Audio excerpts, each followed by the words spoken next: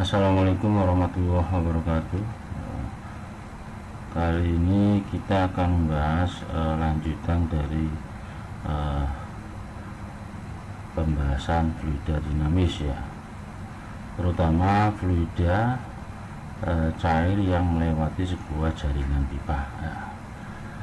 Dalam jaringan pipa terdapat rugi-rugi ataupun losis ya, ada yang disebabkan karena gesekan maupun percabangan, belokan dan lain sebagainya ya. Sebelum membahas lebih lanjut, ada baiknya kita lihat ilustrasi dari komponen sistem ini ya. Di sini ada sebuah sistem yang menjelaskan tentang head statis maupun penggunaan pompa ya untuk meningkatkan head atau energi tekanan itu sendiri ya.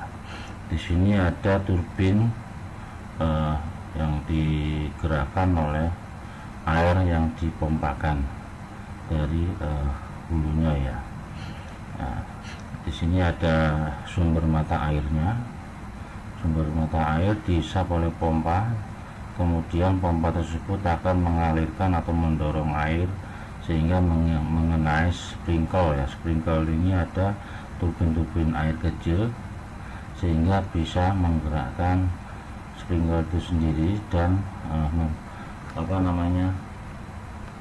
mengeluarkan air dengan kecepatan tinggi ya. Nah, kalau kita lihat di sini ada total head ya. Head total yang dibutuhkan pompa untuk menaikkan atau mendorong air dari posisi hulu ke posisi hilir ya. Total head terdiri dari penambahan dari total head statis ya. Head statis itu head berdasarkan ketinggian dari hulu dan hilir ya. Head statis. Nah, setelah itu setelah head statis, di dalam komponen head statis ada statis suction lift ya. Nah, suction lift itu komponen dari sistem pompa yang menghisap air ke dalam pompa ya. Setelah itu ada juga head statis discharge ya, atau bagian untuk mendorong air ke hilir ya. Jadi dari total head statis ada dua pada sistem pompa ini ya, yaitu suction lift sama discharge head ya.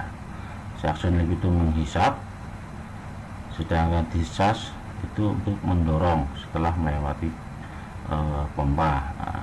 Statis lift atau statis suction lift itu sebelum pompa, sedangkan statis discharge head ini setelah pompa.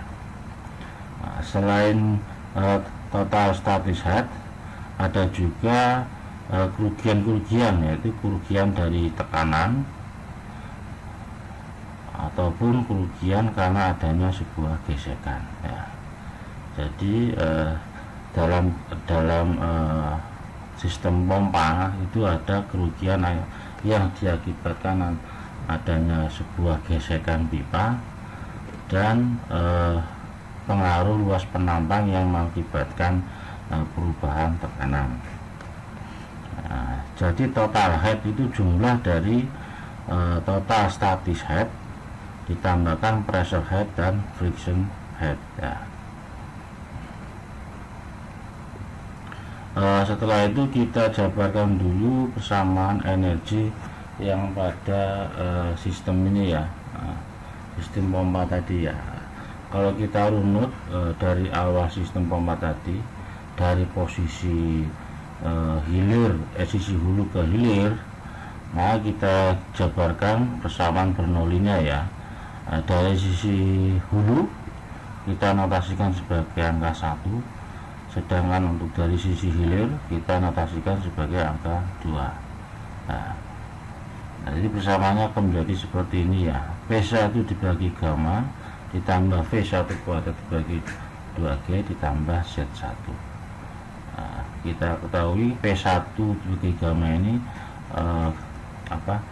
tinggi tekanan ya, sedangkan V1 kuadrat dibagi 2G ini tinggi kecepatan, sedangkan untuk Z1 nya ini tinggi dari elevasi ya. Terus ditambahkan head pompa ya, head pompa atau energi dari pompa itu sendiri. Posisi hulu akan sama dengan posisi hilir ya. Sedangkan untuk posisi hilir P2 dibagi gamma ditambah V2 kuadrat dibagi 2G ditambah Z2. Posisi hilir pada persamaan Bernoulli ini akan ditambahkan dengan head statis dan head dari losses ya, yang tadi kita jelaskan, yaitu losses yang berasal dari gesekan dan perubahan tekanan tadi ya. Kalau kita lihat di sini, kita mengasumsikan ketinggian antara posisi 1 atau Z1 dan Z2 itu bisa disebut dengan head statis ya, dari posisi hulu dan sisi hilir ya. Di sini Z1, di sini Z2.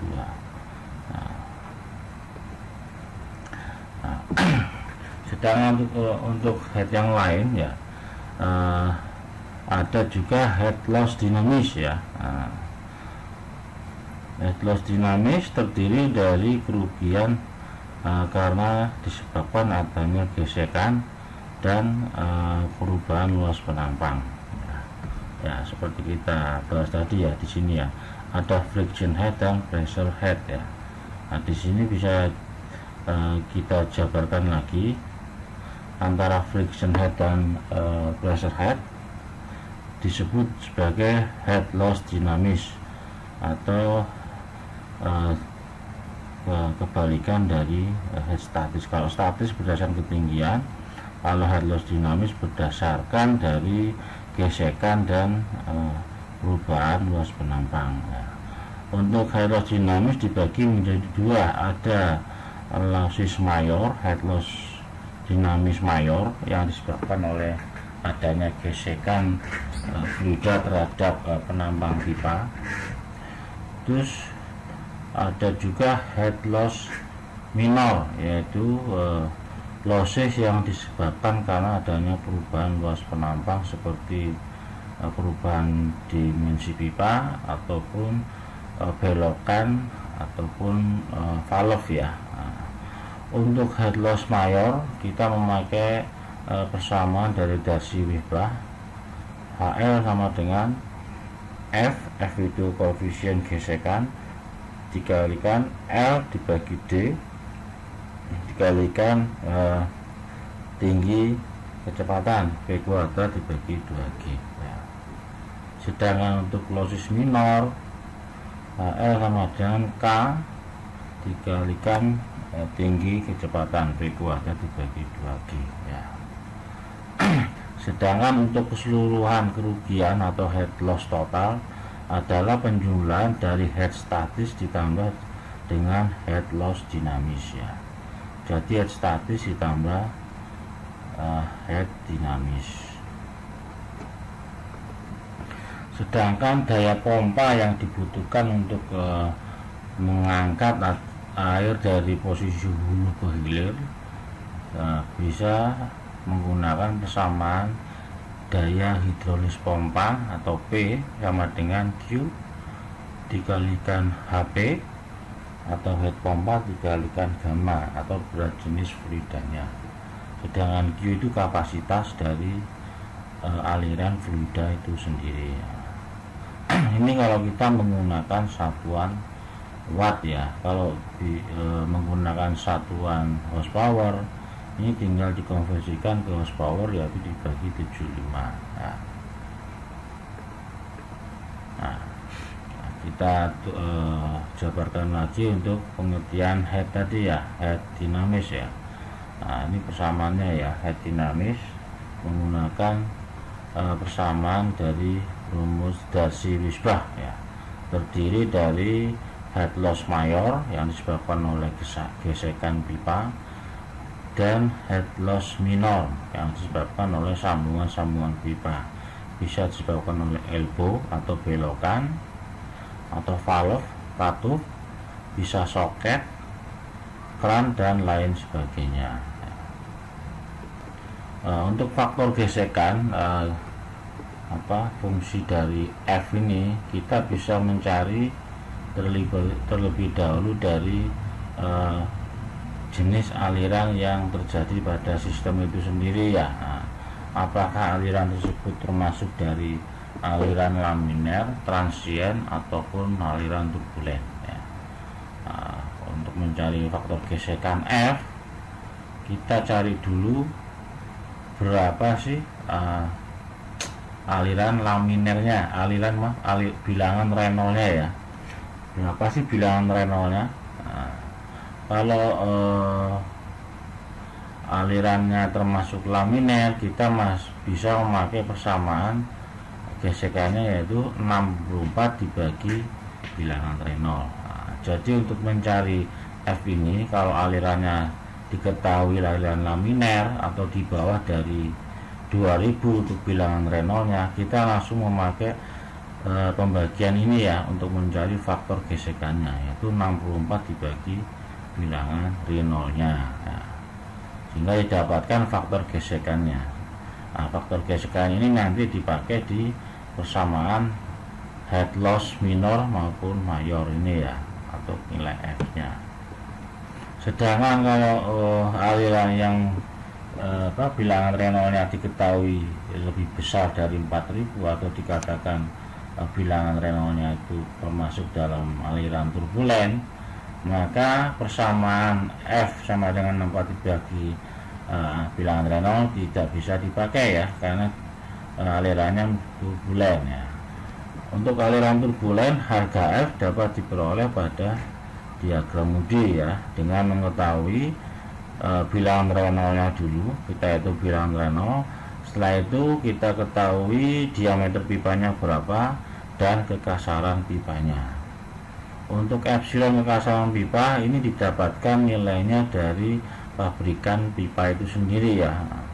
Jadi setiap pipa itu mempunyai bilangan kekasaran masing-masing ya, tergantung dari produk yang dihasilkan pabrikan itu sendiri. Nah, di sini ada cara untuk melihat faktor gesekan yang diakibatkan oleh aliran turbulen maupun aliran laminar. Ini kita memakai diagram Moody.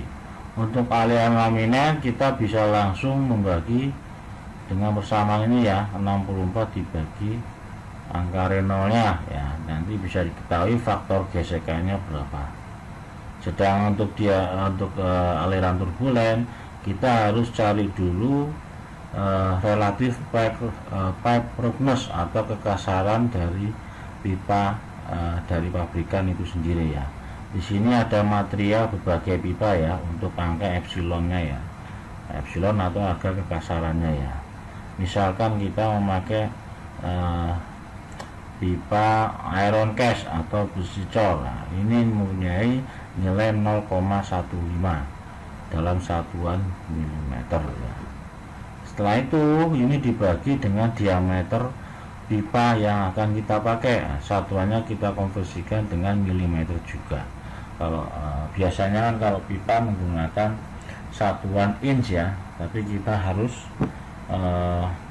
mengkonversikan dulu ke bilangan milimeter ya, dengan konversi satuan milimeter supaya bisa dipakai pembagiannya dan diketahui angka relatif pipe roughness atau harga kekasaran epsilon per D. Epsilon dibagi dengan diameter pipa itu sendiri. Setelah diketahui harga relatif roughness, terus kita cari bilangan Reynolds-nya ya. Nah, Reynolds-nya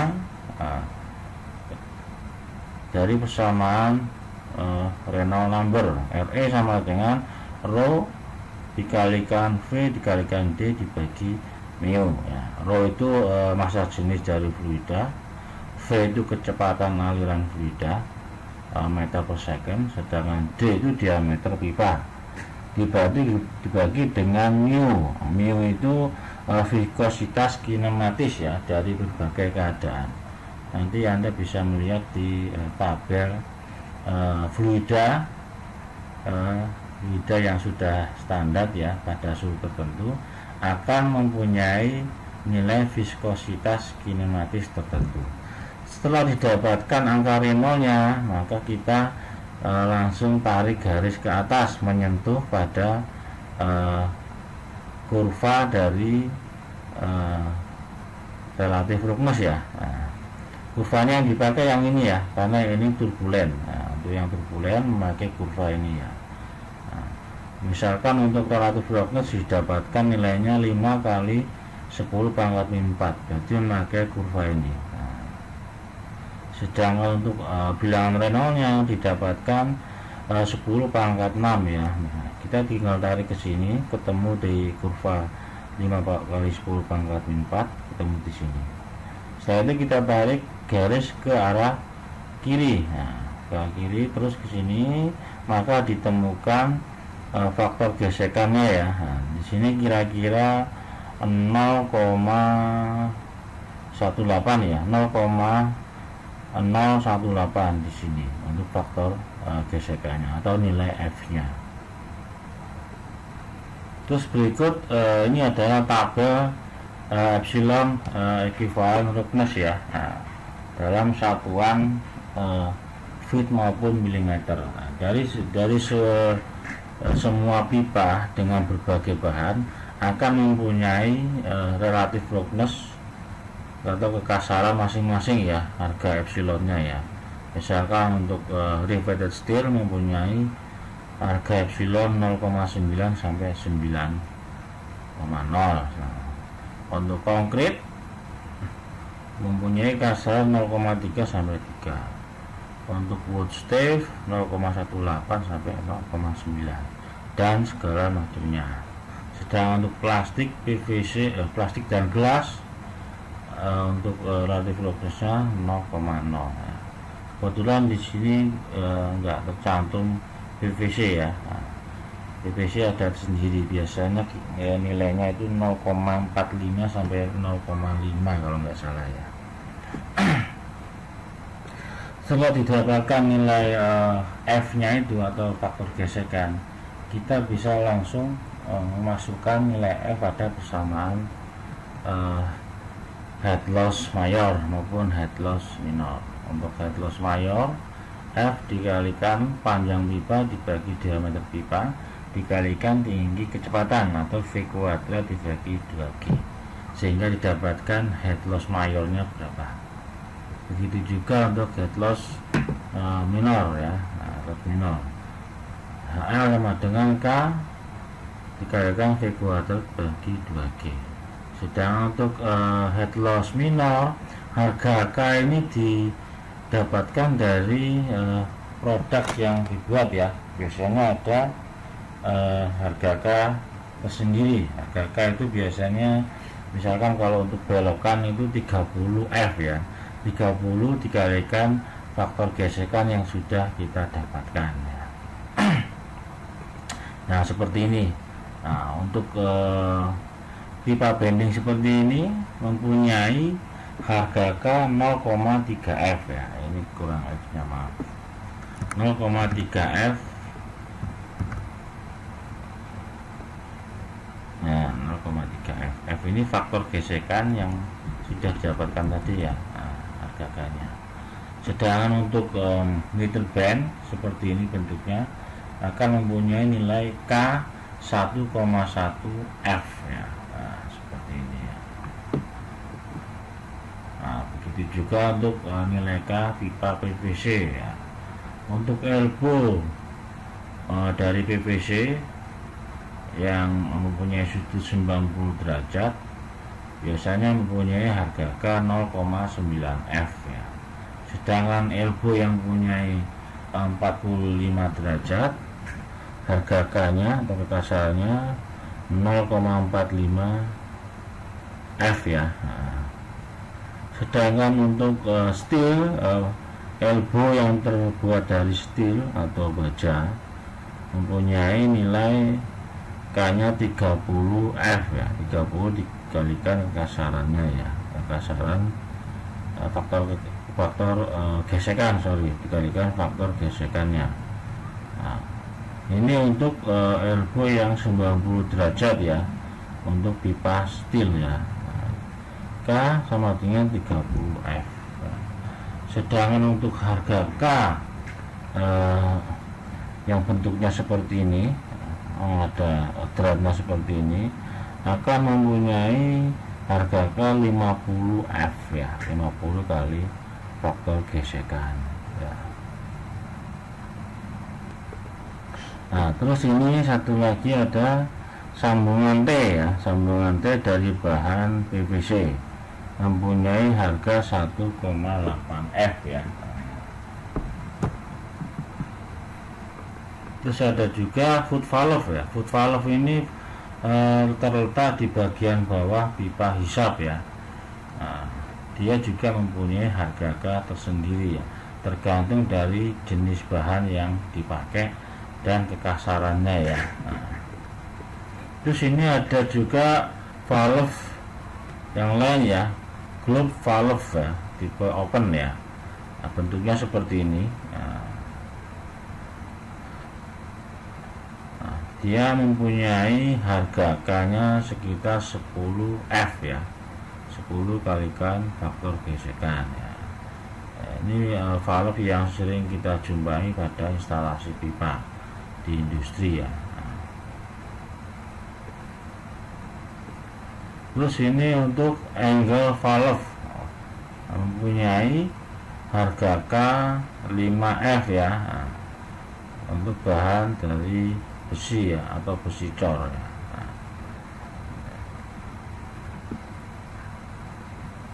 Terus yang berikutnya ada gate valve ya. Nah, gate valve bentuknya seperti ini. Nah, ini ada apa namanya, kayak seperti pintu air di dalamnya ya. Nah, bisa dinaik turunkan supaya bisa menutup aliran air ya, membuka dan menutup aliran air ya.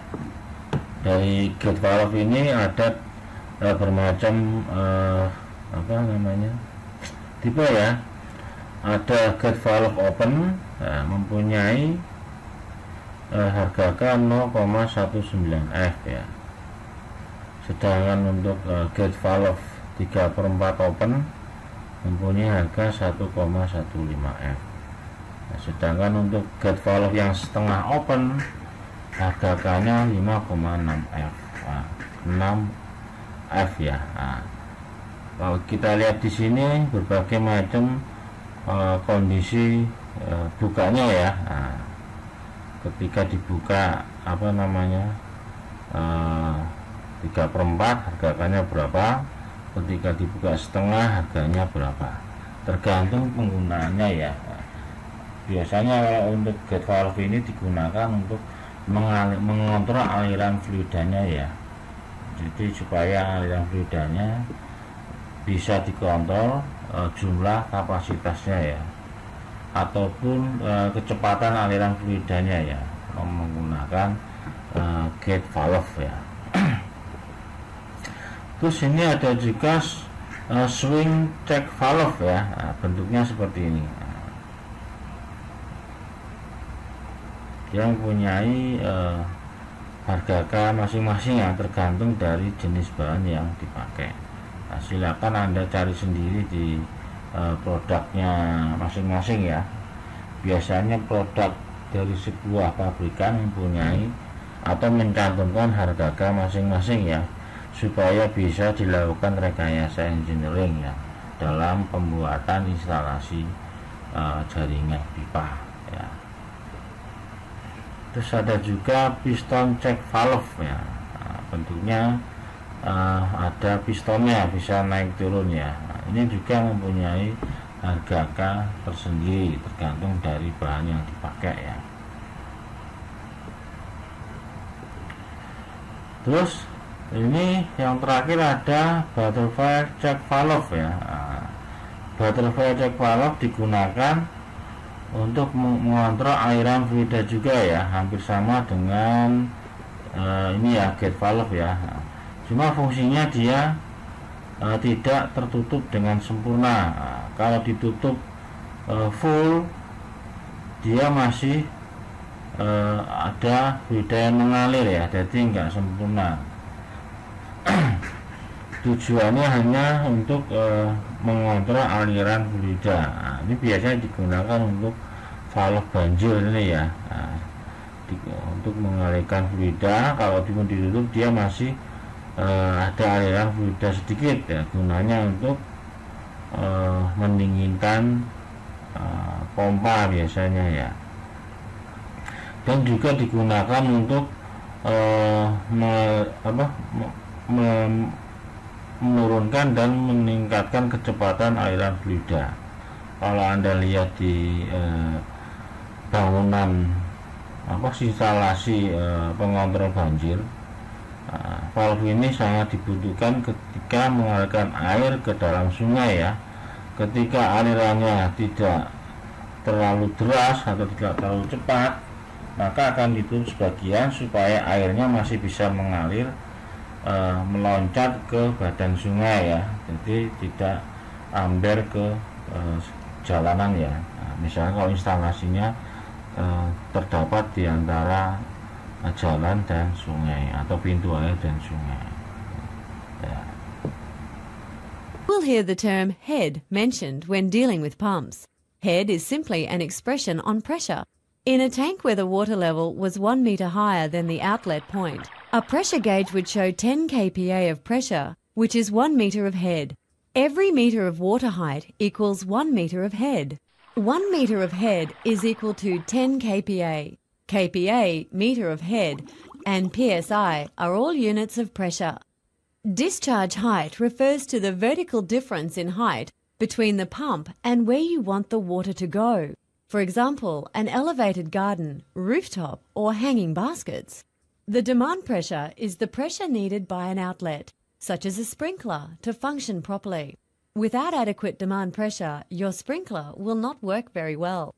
The exact demand pressure required will usually be stated on the product packaging. Flooded suction describes when the water level in a tank is above the pump inlet. Suction lift means that the water level is lower than the pump. It applies to underground water storage tanks that are serviced by an above-ground pump. Friction loss describes the pressure used to push water through pipes. The speed of the water travelling through the pipe, the diameter of the pipe, and the distance the water is travelling are all contributing factors in working out how much pressure is needed to do the job. The internal surface area of your pipe can make a huge difference too. In our example, we will be using polythene pipe. When the diameter of the pipe is increased, friction loss is reduced. More water can flow through the middle with less touching the walls of the pipes where friction loss occurs. When the pipe diameter size is doubled, the actual area of water flow is increased fourfold. A friction table is used to determine friction loss, expressed in meters of head per 100 meters of pipe length. This pipe friction table demonstrates how an increase in pipe diameter can reduce friction loss dramatically. If we select a flow rate of 23 litres per minute and our pipe diameter is ½ inch, the chart shows the friction loss would be 90 metres for each 100 metres of pipe. If we keep the flow rate the same but doubled the pipe diameter to 1 inch, friction loss reduces to only 3 metres. That's a huge difference. Now that you're up to speed on the lingo, the next step is to learn how to calculate pressure requirements. To explain how, we'll use a practical example. Auntie Flo's land has a steep hill. Her rainwater tank is located near her house. She has positioned her pump in the best spot, right at the base of the tank. From this point, she has 50 metres of pipework to the furthest sprinkler in her yard. This sprinkler is located at the top of the hill, which is 4 metres higher than the pump. The pipe she is using is 3/4 inch in side diameter, and she requires a flow rate of 45 litres per minute. The sprinkler has a demand pressure of 15 metres of head. The first step is to calculate friction loss. Remember, friction loss can be calculated using a pipe friction table. At 45 litres per minute and using a pipe 3/4 inch inside diameter, we can see that there will be 40 meters of pressure lost to friction. However, in this chart, all values apply to 100 meters of pipe. In Auntie Flo's case, she only requires 50 meters of pipe. Therefore, we must halve the value. Half of 40 is 20. 20 meters is therefore our friction loss. The next step is to calculate the total head or pressure the pump will need to accommodate. We know that the discharge point is 4 meters above the pump, and the demand pressure of the sprinkler is 15 meters or 150 kPa. We have just calculated that the friction loss will be 20 meters. Add these three amounts together and we have the total amount of head or pressure required, in this case 39 meters. Now we go back and take a look at the pump curve. A pump curve shows what flow rate the pump can produce under varying pressures. This is important to know, so you choose the right pump for your needs. The vertical axis on a pump curve indicates the head or pressure. It's the maximum height the pump can deliver water. The horizontal axis indicates how many litres per minute the model can pump. On the graph, find 39 meters of head on the vertical axis and run an imaginary line across the graph. At the point your line crosses the pump curve, draw another line directly down the graph to the flow rates along the horizontal axis. This is the flow rate your pump can deliver when working against the pressure you have calculated. Is the pump able to produce the flow rate required? In the case of Model A, the answer is no.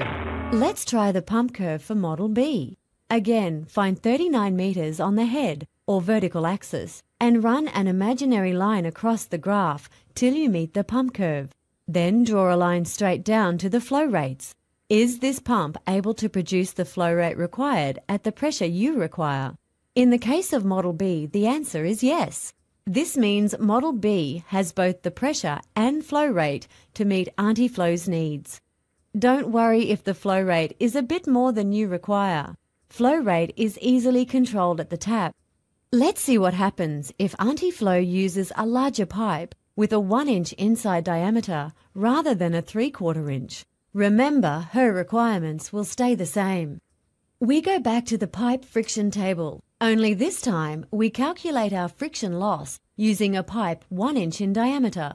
We still need 45 litres per minute. We can see that there will be 10 meters of pressure lost to friction. However, as we know, in this chart, all values apply to 100 meters of pipe. In Auntie Flo's case, she only requires 50 meters of pipe. Therefore, we must halve the value. Half of 10 is 5. 5 meters is therefore our friction loss. On our calculations, we change our friction loss from 20 meters to 5 meters. Add these three amounts together and we have the new total amount of head or pressure required, in this case 24 meters. Let's go back to the pump curve for Model A to see if changing the diameter of the pipe will make this model a viable option once more. This time we need to find 24 meters on the head or vertical axis and run an imaginary line across the graph till you hit the pump curve. Draw a straight line from this point down to the horizontal axis. By increasing the diameter size of the pipe, Model A can now produce both the pressure and flow rate to meet Auntie Flo's needs. As you can see, pressure will always affect the flow. Another way we can show this is by putting a pressure gauge with a tap on a hose and connecting it to a pump. When we open the tap completely, the flow increases as the pump is not working against pressure. Watch what happens as we increase the pressure the pump has to work against by slowly closing the tap. The flow rate is reduced. Let's remove some of the pressure and watch as the flow rate increases. Whether the pressure your pump is working against is a hill, pipe friction, hose nozzles, or a partially closed tap, it will all have the same effect on your flow. Untuk lebih jelasnya kita lihat contoh soal ya. Di sini kita bisa melihat tata cara perhitungannya ya untuk mencari head loss ya. Ini ada satu soal. Saluran pipa baja atau steel rustic yang diperdagangkan mempunyai diameter 0,5 meter ya.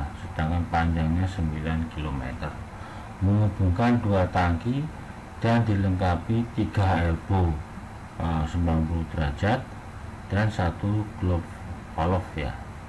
Hitunglah hilang tinggi tekanan karena gesekan atau mayerosis dan minerosis apabila kecepatan aliran air melalui pipa adalah 1,09 meter per detik, sedangkan suhu air 20 Celcius ya. Nah, kita jabarkan dulu parameter-parameter yang ada. Diketahui untuk D diameter 0,5 mm ya, sedangkan untuk panjang pipanya 9 km atau 9.000 meter, sedangkan untuk kecepatannya 1,09. Nah, terus setelah itu kita cari viskositas kinematik air pada suhu 20 derajat pada tabel ini ya. Nah, ini untuk air pada suhu 20 derajat Celcius mempunyai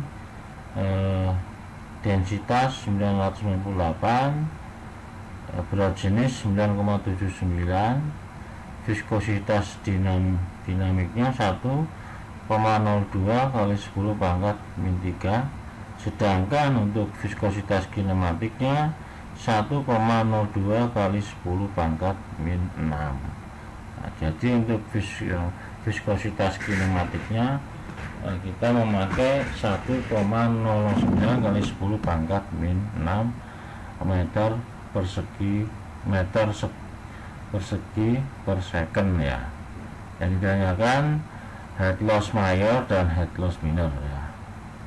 Pertama-tama kita cari dulu bilangan Reynolds-nya ya. Nah, bilangan Reynolds kita memakai persamaan NR atau Reynolds number sama dengan VD dibagi V kecil atau mu ya. Ini mu atau viskositas kinematik.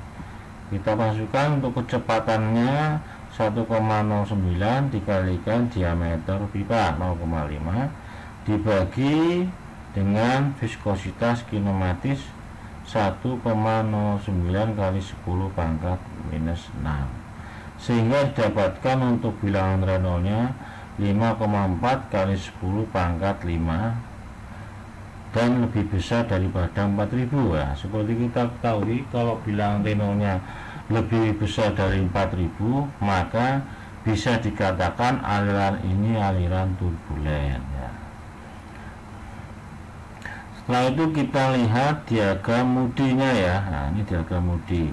Karena kan kita sudah mengetahui bilangan Reynolds-nya 5,4 kali 10 pangkat 5 ya. Nah, sebelum mendapatkan harga F atau faktor gesekannya, kita cari dulu relatif roughness ya, epsilon dibagi D ya.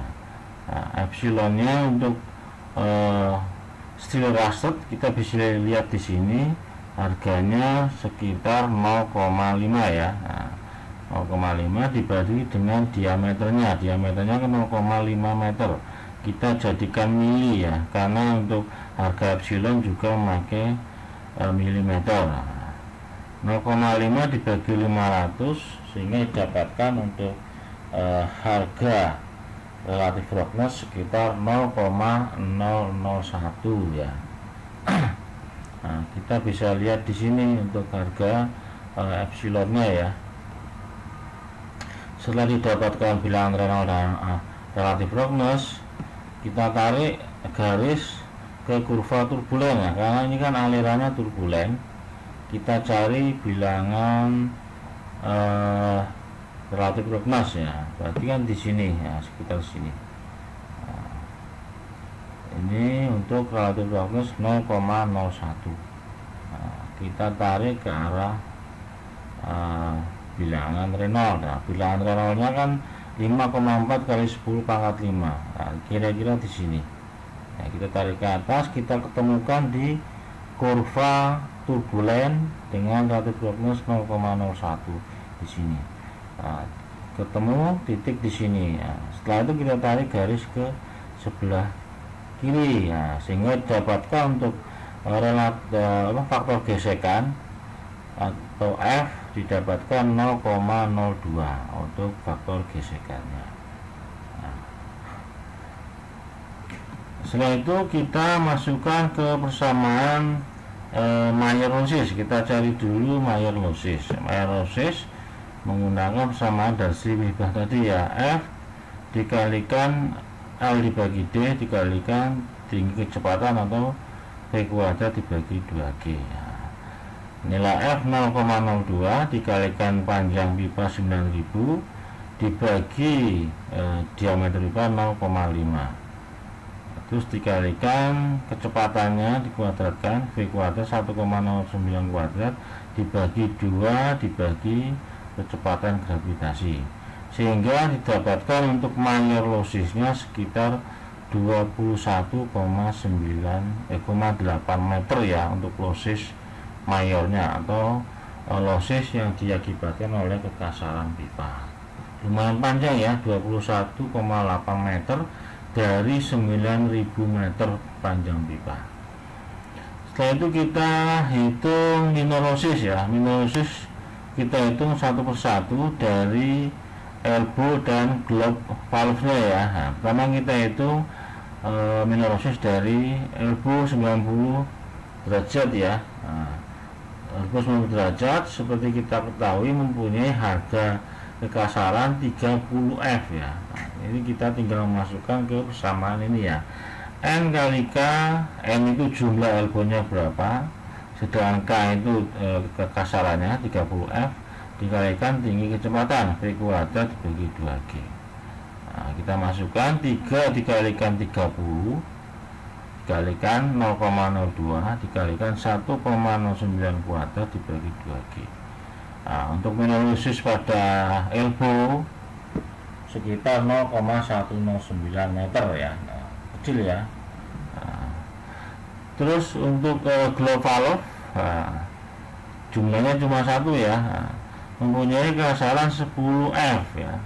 Kita tinggal masukkan 1 kalikan 10 dikalikan 0,02 kali 1,09 kuadrat dibagi 2G, sehingga didapatkan untuk globe valve sebesar 0,01 meter ya. Terus kita gabungkan untuk Minor-Lowsis totalnya sekitar 0,12 meter ya. Di sini bisa kita lihat Minor-Lowsis sangat kecil ya dibandingkan dengan Mayer-Lowsis ya. Biasanya untuk Minor-Lowsis ini diabaikan ya, tapi untuk perencanaan yang lebih detail, semakin panjang pipa semakin banyak percabangan, maka Minor-Lowsis akan juga semakin besar ya. Nah, seperti kita ketahui untuk panjang pipa 9.000 meter nggak mungkin elbownya cuman 3 ya. Nah, pasti ada banyak elbow maupun valve-valve yang lain ya, nanti akan memperbesar juga Minor-Lowsis yang terjadi ya.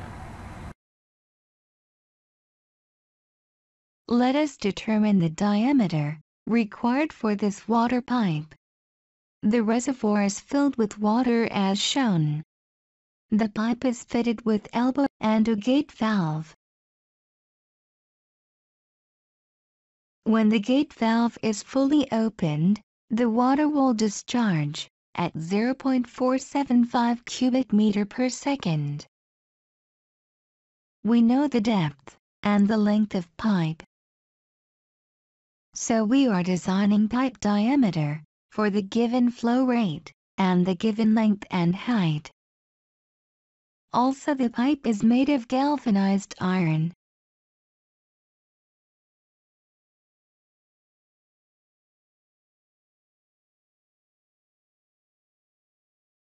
First of all, let us calculate average velocity, as the velocity through the pipe is same at all points, since the pipe has the same diameter throughout.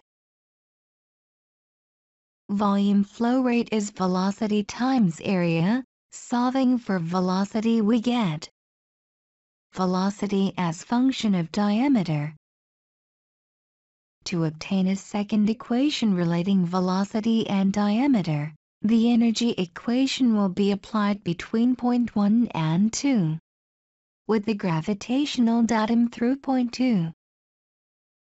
As there is no pump and turbine fitted, these terms cancel out. Pressure at both point 1 and point 2 is same, as they both are at atmospheric pressure, and they cancel out. Velocity at point 2 is very high compared to velocity at point 1, so you can assume zero velocity at point 1. When designing pipe, you must account for two types of losses. One is major head loss, and other is minor loss. We can calculate major loss using this equation. In addition to this, head losses also occur at pipe connections, such as bends, fittings, entrances, and transitions. These are called minor losses. The formula for calculating minor head losses. Look how the major head loss and minor head loss are related with the coefficient. Major loss related with Darcy friction factor, whereas minor loss is related with loss coefficient. For loss coefficient, design manuals often provide such data. In our cases, there are two elbows, and loss coefficient for each of them is 0.9, whereas the loss coefficient for fully open gate valve is 0.2. There is also minor head loss due to flush entrance, so don't forget about it. Summing up those total minor head loss for now, and the total head losses. Now solve these energy equation.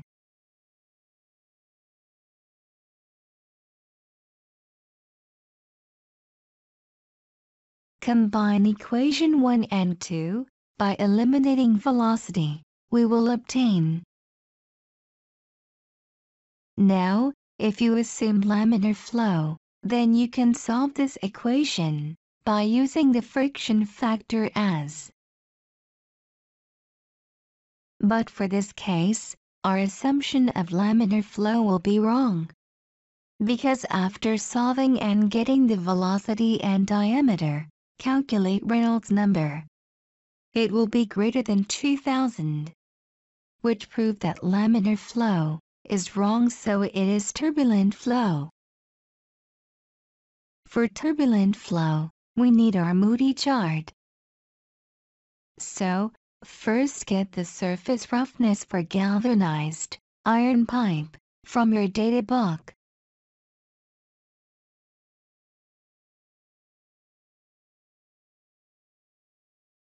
To avoid assuming a value of F, and then solving this fifth-order equation for D, it is easier to assume a value of D first, calculate F, and then verify this result using the Moody diagram. For example, if we assume diameter as 1 meter, we get F as 31.34, which is very huge, and do not lies in the range. The same goes for D equals 0.4 meter, so we need even less diameter. If we assume D equals 0.35 meter, then we get F in the range. Now using this diameter, solve for velocity to obtain Reynolds number, and also get relative pipe roughness. Therefore, from the Moody diagram with these values, we attain friction factor as. But it is not equal to our previous friction factor, so our assumption of diameter was again wrong. So for the next iteration, choose more smaller value of D, That gives an f smaller than before. If we choose diameter as 0.3 meter, then f will be. Now again solve for Reynolds number and relative pipe roughness. We get the friction factor as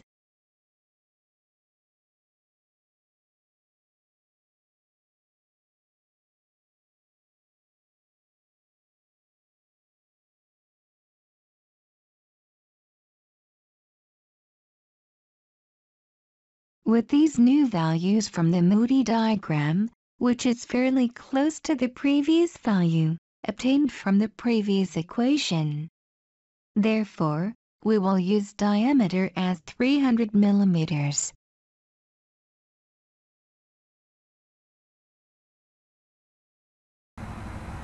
Sekian dari saya. Mohon maaf kalau ada kesalahan kata, mau baik disengaja maupun tidak disengaja ya. Silakan kalau ada yang ditanyakan. Wassalamualaikum warahmatullahi